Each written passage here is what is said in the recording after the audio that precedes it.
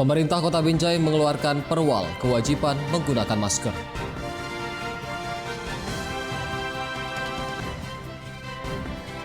Ratusan warga memblokir jalan lintas Sumatera karena penyaluran BLT dipotong oknum kepala desa.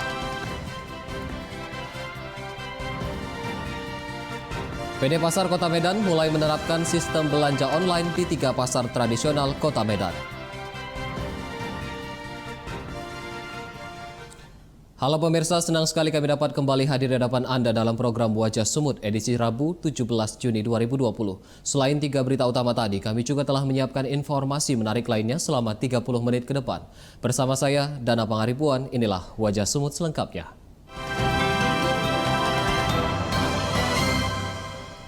Kasus COVID-19 di Sumatera Utara meningkat sebanyak 25 kasus menjadi 957 kasus positif yang terkonfirmasi dari pemeriksaan PCR. Sementara jumlah PDP sebanyak 143 pasien dan 713 orang dalam pemantauan. Gugus Tugas Percepatan Penanganan COVID-19. Data tersebut dikonfirmasi Gugus Tugas Percepatan Penanganan COVID-19 Sumatera Utara per tanggal 16 Juni 2020 pukul 16 waktu Indonesia Barat. Jumlah kasus positif COVID-19 saat ini mencapai 957 kasus positif terkonfirmasi dari pemeriksaan PCR, sedangkan PDP sebanyak 143 pasien dan 713 orang dalam pemantauan. Untuk kasus positif yang meninggal dunia berjumlah 67 orang dan yang telah dinyatakan sembuh mencapai 221 orang. Juru bicara tim gugus tugas COVID-19 Sumatera Utara Aris Yudariansah mengatakan saat ini Sumut telah memiliki 6 laboratorium yang dapat melakukan uji spesimen COVID-19 melalui metode swab PCR. Kita maknai bahwa proses penularan masih terjadi. Pasien dalam pengawasan berjumlah 143 orang. Pasien positif berjumlah 957 orang. Pasien yang sembuh 221 orang. Pasien meninggal dunia berjumlah 67 orang. Pemirsa, konsep kenormalan baru yang telah dikaji Pemprov Sumut dalam menghadapi pandemi COVID-19 telah dikirimkan ke seluruh kabupaten kota di Sumatera Utara. Pemerintah kabupaten kota akan mempelajari konsep kenormalan baru selama sepekan hingga 20 Juni mendatang.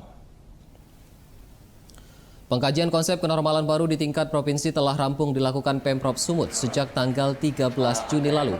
Kepala Dinas Kesehatan Provinsi Sumatera Utara Alwi Mujahid Hasibuan menyampaikan saat ini konsep kenormalan baru sudah dikirimkan ke seluruh kabupaten kota di Sumatera Utara. Konsep tersebut akan dikaji dan dipelajari di tingkat kabupaten kota untuk penyesuaian kenormalan baru dengan kultur daerah masing-masing selama sepekan hingga 20 Juni mendatang. Kemudian konsep kenormalan baru tersebut akan dikembalikan ke tingkat provinsi untuk pengambilan keputusan oleh Gubernur Sumatera Utara sebelum dikonsultasikan kepada pemerintah pusat. Alwi menambahkan sampai saat ini Sumut belum menerapkan new normal karena konsep masih dikaji dan masih mempersiapkan pemenuhan 6 syarat pemberlakuan new normal, diantaranya peran serta masyarakat dalam mematuhi protokol kesehatan selama masa transisi menuju new normal.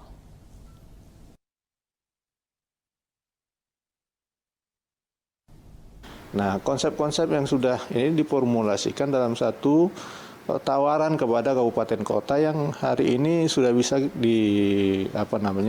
disampaikan ke kabupaten kota. Nah, kabupaten kota nanti akan mengkaji new normal seperti apa yang sesuai dengan kondisi masyarakatnya, sesuai dengan data dan fakta yang ada di. Pemerintah Kota Binjai mengeluarkan peraturan wali kota terkait kewajiban menggunakan masker saat beraktivitas di luar rumah. Peraturan wali kota tersebut juga berisi sanksi bagi pelanggar aturan perwal.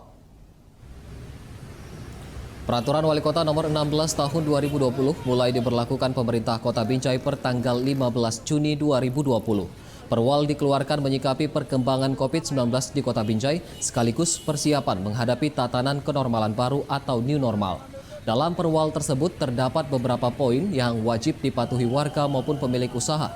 Di antaranya kewajiban menggunakan masker, penyediaan fasilitas mencuci tangan, serta penerapan physical distancing. Sejumlah sanksi bagi pelanggar perwal juga akan diterapkan berupa pencabutan izin usaha dan penahanan kartu identitas warga. Sekretaris Gugus Tugas COVID-19 Pemko Binjai Ahmad Yani mengatakan peraturan wali kota diberlakukan setelah sebelumnya dilakukan sosialisasi kepada masyarakat selama 3 hari. Perwal ini juga dibuat sebagai bentuk kesiapan pemerintah kota dalam rencana penerapan tatanan kenormalan baru atau new normal di Kota Binjai. dalam upaya pencegahan penyebaran COVID-19, setiap orang wajib untuk yang pertama, mengurangi atau membatasi aktivitas di luar rumah bagi yang tidak berkepentingan. Kemudian yang kedua, melaksanakan perilaku hidup bersih dan sehat. Kemudian yang ketiga, menggunakan masker. Jumlah kasus positif COVID-19 pada anak di Sumatera Utara kini mencapai 60 kasus, sedangkan PDP COVID-19 anak berjumlah 317 anak. Pentingnya menjaga kekebalan tubuh anak dengan teratur imunisasi dinilai penting untuk melindungi anak dari virus. Tetap harus di situ dong. Hal tersebut disampaikan dokter spesialis anak konsultan infeksi tropis Rumah Sakit Columbia Asia Medan, sekaligus sekretaris tim PIE Sumut, Dr. Ayodhya Pitaloka Pasaribu. Dr. Ayodhya menyampaikan saat ini jumlah PDP anak COVID-19 Sumatera Utara sudah mencapai 317 anak, 9 diantaranya meninggal dunia. Sedangkan kasus positif COVID-19 anak sebanyak 60 kasus, 3 diantaranya juga meninggal dunia. Untuk persentase kasus COVID-19 yang menginfeksi anak dari usia 0 sampai 18 tahun sebesar 6,4% dari seluruh total kasus COVID-19 di Sumatera Utara. Dr. Ayodhya menambahkan sejak awal pandemi hingga saat ini, cakupan imunisasi anak menurun hampir 50% di Sumatera Utara akibat kekhawatiran orang tua membawa anak ke pusat kesehatan dan masa adaptasi tenaga medis di tengah pandemi COVID-19 sehingga pentingnya imunisasi anak sempat terabaikan. Dr. Ayodhya menghimbau kepada masyarakat khususnya orang tua agar rutin lakukan imunisasi anak dan memberikan asupan bernutrisi guna menjaga kekebalan tubuh anak terhadap virus. yang diberi soal sama kamu, ya. Cakupan imunisasi itu berkurang hampir 50%. Semua orang tua ketakutan bawa anaknya ke rumah sakit misalnya atau pusat kesehatan yang lain. Kemudian tenaga medis juga masih beradaptasi dengan situasi COVID ini. Sehingga semua fokus ke COVID sampai urusan imunisasi mungkin sempat terabaikan. Nah, ini sangat penting, imunisasi ini walaupun belum ada vaksin untuk COVID, tapi dia bisa mencegah penyakit ini. Gubernur Sumatera Utara Edi Rahmayadi belum memutuskan izin operasional sekolah dibuka kembali jelang rencana pelaksanaan new normal di Sumatera Utara. Hal tersebut disampaikan Gubernur Sumatera Utara Edi Rahmayadi di kantor DPRD Sumut pada Selasa pagi. Edi menyampaikan belum memberikan izin karena Pemprov Sum masih akan melakukan pertemuan dengan pakar anak, psikolog, dan orang tua siswa untuk mendengarkan saran terkait rencana dibukanya kembali operasional sekolah. Gubsu menambahkan pembukaan operasional sekolah perlu menerapkan kajian dan strategi khusus agar proses belajar tatap muka nantinya bisa berjalan dengan baik dan aman bagi pengajar maupun peserta didik meski di tengah pandemi COVID-19. Pak Edi, wawancara Pak. Nanti perlu kita tahu pada pakar-pakar anak, kesehatan anak, psikolog, dan nanti perwakilan tokoh-tokoh orang tua. Kita akan kaji ini semua sehingga baru bisa mengambil suatu keputusan tentang. Pemirsa, sejenak akan hadir informasi mengenai ratusan warga memblokir jalan lintas Sumatera karena penyaluran BLT dipotong oknum kepala desa. Tetaplah bersama kami.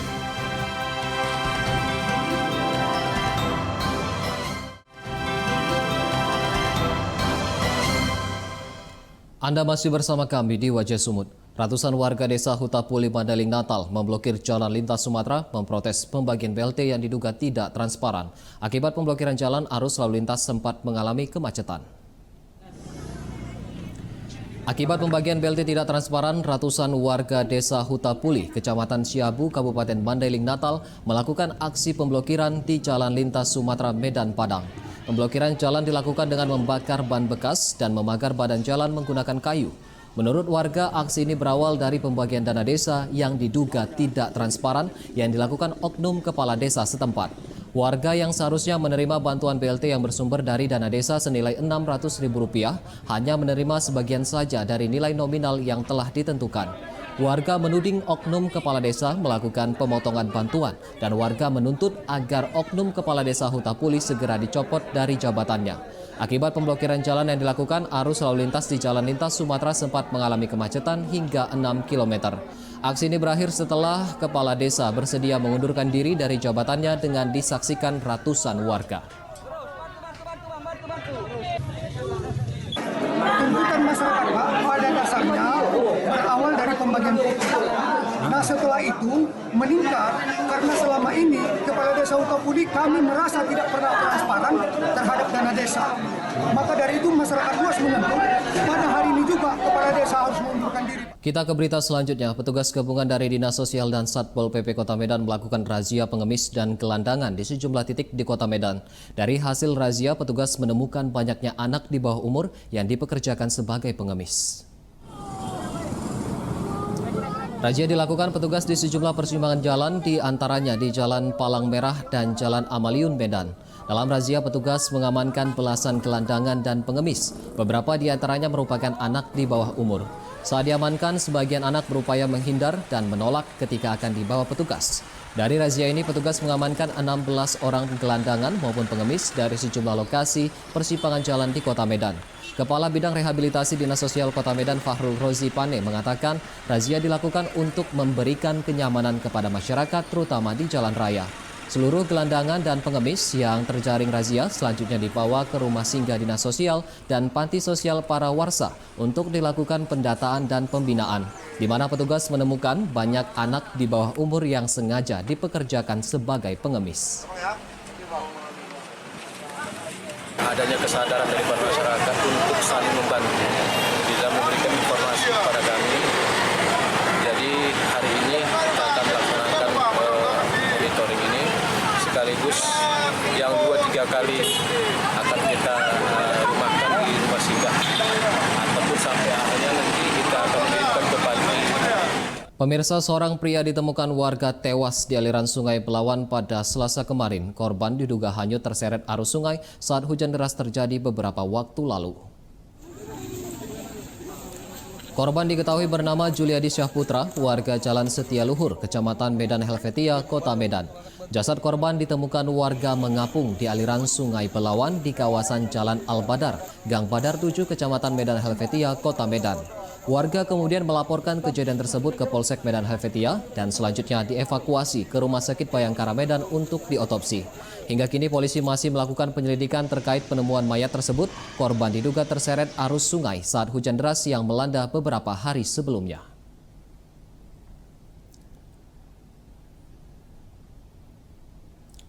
Hakim Pengadilan Negeri Tanjung Balai menjatuhkan vonis rehabilitasi terhadap 2 orang terdakwa kasus pemilikan narkoba. Vonis ini jauh lebih rendah daripada tuntutan jaksa, yakni 3 tahun penjara. Majelis Hakim yang diketuai oleh Salomo Ginting dibantu Hakim anggota Dedi dan Rizal menjatuhkan vonis rehabilitasi terhadap 2 terdakwa AR dan RR warga Tanjung Balai terkait kasus kepemilikan narkoba. Keduanya akan menjalani rehabilitasi di Pusat Rehabilitasi BNN di Kabupaten Deli Serdang. Putusan majelis hakim ini lebih rendah dari tuntutan jaksa penuntut umum yang menuntut kedua terdakwa dengan pidana penjara 3 tahun. Sebelumnya, kedua terdakwa diamankan di sebuah kamar hotel pada 26 Oktober 2019 lalu dengan barang bukti sabu seberat 0,4 gram dan alat hisap sabu. Dan dari hasil pengembangan di rumah terdakwa AR, ditemukan kembali barang bukti serbuk pil ekstasi seberat 7,40 gram. Namun dalam dakwaan, penyidik Satres Narkoba Polres Tanjung Balai tidak menuliskan barang bukti serbuk pil ekstasi dari hasil pengembangan tersebut, namun menyertakan keterangan asesmen dari BNN untuk dilakukan rehab terhadap kedua terdakwa. Terhadap putusan yang dibacakan baru tadi di Majelis Hakim PN Tanjung Balai Asahan, kita menyatakan sikap untuk pikir-pikir. Jadi selama 7 hari kita untuk menentukan sikap putusan terhadap AR. Satreskrim Polrestabes Medan meringkus 4 orang tersangka perampokan spesialis ibu rumah tangga. 1 dari 4 pelaku terpaksa ditembak mati polisi. Keempat tersangka masing-masing berinisial S, warga Jalan Benteng, GP warga Binjai, serta ES dan APS alias L, warga Jalan Kelambir 5, Kabupaten Deli Serdang. Para pelaku diamankan di tempat persembunyiannya di kawasan Kecamatan Medan Sunggal. Penangkapan keempat tersangka berawal dari penyelidikan kasus perampokan di kawasan Medan Baru dan Medan Sunggal dengan target korban merupakan ibu rumah tangga. Dalam penangkapan, polisi terpaksa menembak mati pelaku berinisial APS alias L yang merupakan residivis kasus narkoba dan curas sekaligus pimpinan komplotan karena mencoba melawan saat akan ditangkap. Dari keempat tersangka, petugas menyita barang bukti berupa 1 unit laptop, uang senilai Rp100.000, 4 buah helm, dan 3 unit sepeda motor. Tersangka yang meninggal dunia atas nama APS itu adalah residivis. Dan yang bersangkutan sudah pernah 3 kali dipidana berkaitan dengan kasus narkoba. Kena 1,5 tahun kalau nggak salah, kemudian keluar 2020 ini dalam rangka program asimilasi.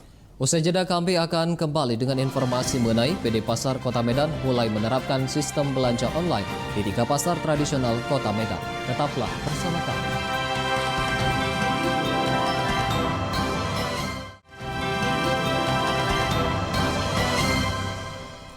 Kembali lagi di Wajah Sumut. Ribuan paket sembako yang dikumpulkan secara gotong royong disalurkan kepada warga terdampak COVID-19. Penyerahan bantuan disampaikan langsung Bupati Tapanuli Tengah Bahtiar Ahmad Sibarani.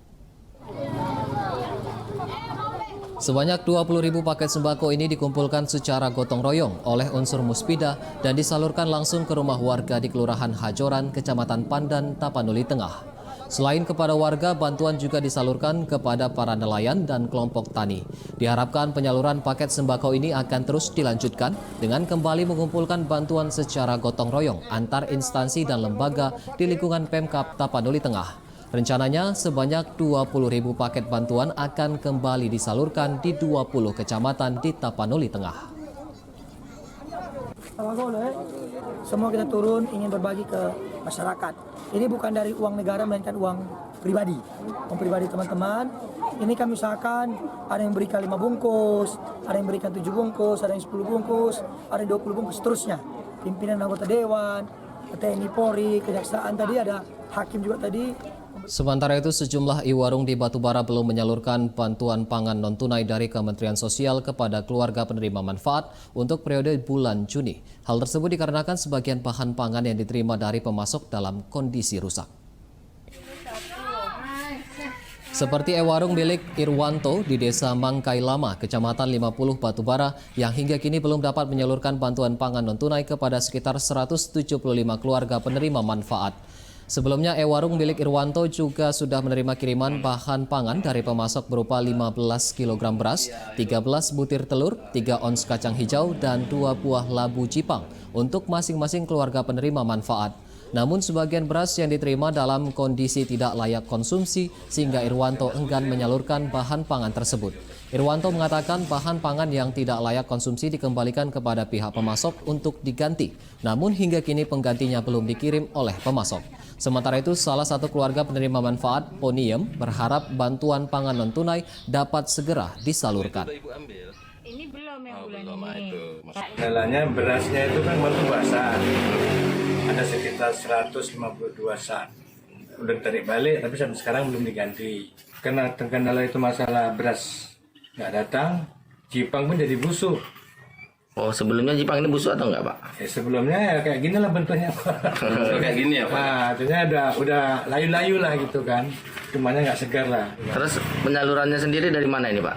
Ini PD Pasar Kota Medan mulai menerapkan sistem belanja online di 3 pasar tradisional Kota Medan. Belanja online diterapkan sebagai langkah persiapan PD Pasar jelang penerapan new normal di Sumatera Utara.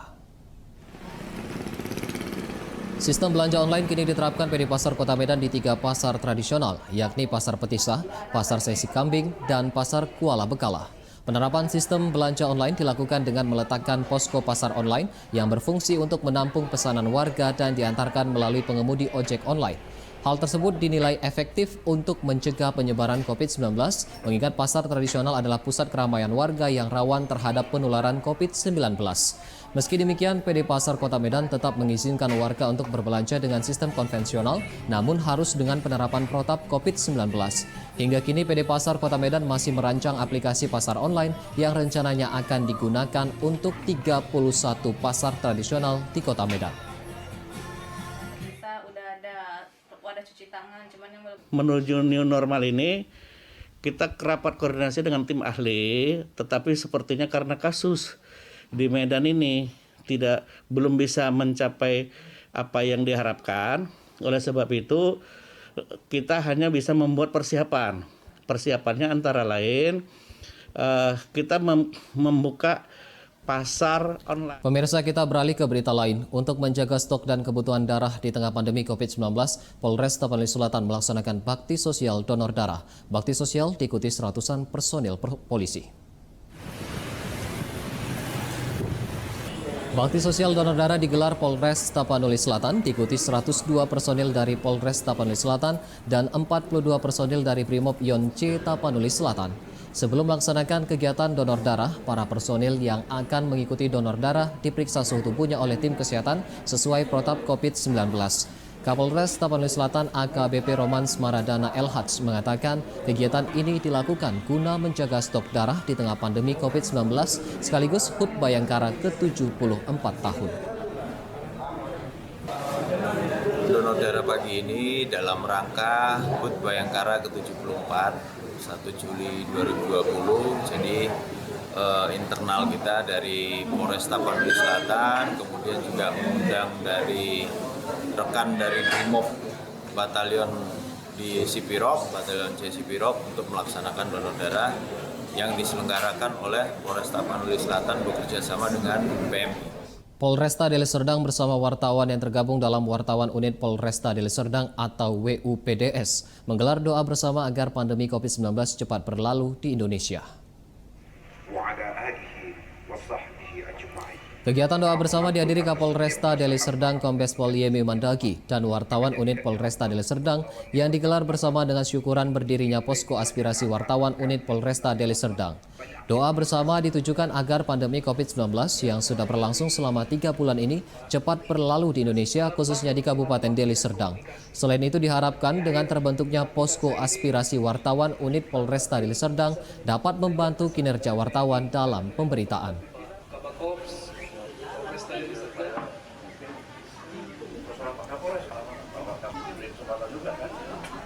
Pemirsa, beragam cara bisa dilakukan untuk tetap produktif di rumah selama pandemi COVID-19. Seperti yang dilakukan seorang dosen di Universitas Medan Area yang mengajak mahasiswanya untuk membuat sabun herbal bernilai ekonomi. Berikut liputannya untuk Anda. Dan informasi tersebut sekaligus menjadi penutup Wajah Sumut edisi hari ini. Saya Dana Pangaribuan beserta kru yang bertugas mengucapkan terima kasih atas perhatian Anda. Selamat siang dan sampai jumpa.